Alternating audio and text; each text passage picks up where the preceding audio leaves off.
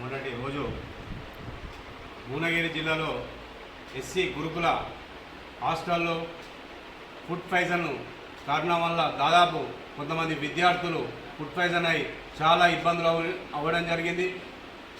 మన ఒక విద్యార్థి ప్రశాంత్ అనే విద్యార్థి మృతితో పోరాడి నిన్న తుదిశ్వాస వీడడం చాలా దురదృష్టకరం. హాస్టల్ల ఆ వైభవత ఈ రాష్ట్ర ప్రభుత్వం తొంగి చూకపోవడం చాలా దురదృష్టమని మేము భారత రాష్ట్ర సమితి విద్యార్థి విభాగం నుంచి తీవ్రంగా ఖండించడం జరుగుతుంది. నిజంగా ఈ రాష్ట్ర ప్రభుత్వం వచ్చి నుంచి ఫుడ్ పాయిజన్ ఎన్నో జరిగిన ఈ రాష్ట్ర ప్రభుత్వం కానీ ముఖ్యమంత్రి కానీ రాష్ట్ర యంత్రాంగం కూడా స్పందించకపోవడం చాలా సిగ్గుచేటు.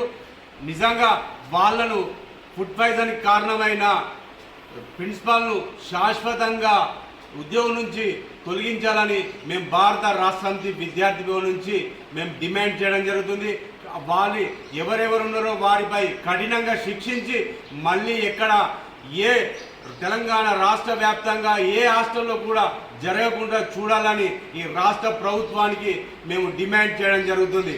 నిజంగా ఈ రాష్ట్ర ప్రభుత్వం విద్యార్థుల మీద ఏమైనా ప్రేమ ఉంటే వాళ్ళ బంగారు భవిష్యత్తును దృష్టిలో పెట్టుకొని నిరుపేదైన విద్యార్థులు ఎంతోమంది హాస్టళ్లలో చదువుతుండ్రు, వాళ్లకు సరైన ఆహారం పెట్టాలని మేము భారత రాష్ట్ర సమితి విద్యార్థి విభాగం నుంచి డిమాండ్ చేయడం జరుగుతుంది.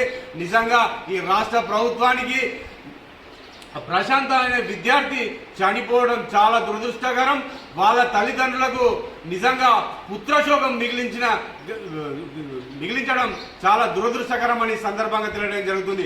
ఆ విద్యార్థి తల్లిదండ్రులు ఎన్నో గొప్ప చదువులు చదివి ఉన్నత స్థాయికి ఎదుగుతాడని ఆ హాస్టల్కు పంపిస్తే హాస్టల్లోని ఫుడ్ పాయిజన్ అయి మృత్యుతో పోరాడి నిన్న మంగళవారం రోజు సాయంత్రం తుదిశ్వాస విడడం చాలా దురదృష్టకరం, బాధాకరం అని సందర్భంగా తెలియడం జరుగుతుంది. ఆ విద్యార్థి తల్లిదండ్రులకు విద్యార్థి కుటుంబానికి ఈ రాష్ట్ర ప్రభుత్వం 50 లక్షల రూపాయలు ఎక్స్ట్రా ప్రకటించాలని మేము డిమాండ్ చేస్తున్నాం. ఆ ఇంటిలో ఒకరికి ఉద్యోగం చూద్దా ఇవ్వాలని మేము రాష్ట్ర ప్రభుత్వాన్ని డిమాండ్ చేస్తున్నాం. అయ్యా రాష్ట్ర ముఖ్యమంత్రి గారు మీరు స్పందించకపోవడం చాలా దురదృష్టకరం. విద్యార్థులు దాదాపు వారం రోజుల నుంచి ఫుడ్ పాయిజన్ అయిన రాష్ట్ర యంత్రాంగం ఏదో తూతు మంత్రంగా ఒక అధికారిని సస్పెండ్ చేయడం కాదు, నిజంగా ఎంతమంది ఉంటే అంతమందిని కఠినంగా శిక్షించాలి. అవసరమైతే వాళ్ళను శాశ్వతంగా డిస్మిస్ చేయాలని మేము భారత రాష్ట్ర సమితి విద్యార్థి నుండి ఈ రాష్ట్ర ప్రభుత్వాన్ని డిమాండ్ చేస్తున్నాం. లేకపోతే మీరు ఏ హాస్టల్లో అన్ని హాస్టళ్లలో మీరు విజిట్ చేయాలని, మీరు కమిటీ వేయాలని మేము భారత రాష్ట్ర సమితి నుంచి డిమాండ్ చేయడం జరుగుతుంది. నిజంగా మీరు విద్యార్థుల మీద ఏమైనా ప్రేమ ఉంటే వాళ్ళ బంగారు భవిష్యత్తును దృష్టిలో పెట్టుకొని వెంటనే వాళ్ళ తగిన నాణ్యమైన ఫుడ్ అందించాలని మేము కోరడం జరుగుతుంది. నిజంగా మేము భారత రాష్ట్ర సమితి విద్యార్థుల నుంచి మేము రాష్ట్ర ప్రభుత్వానికి ఒకటే విజ్ఞప్తి చేయడం జరుగుతుంది.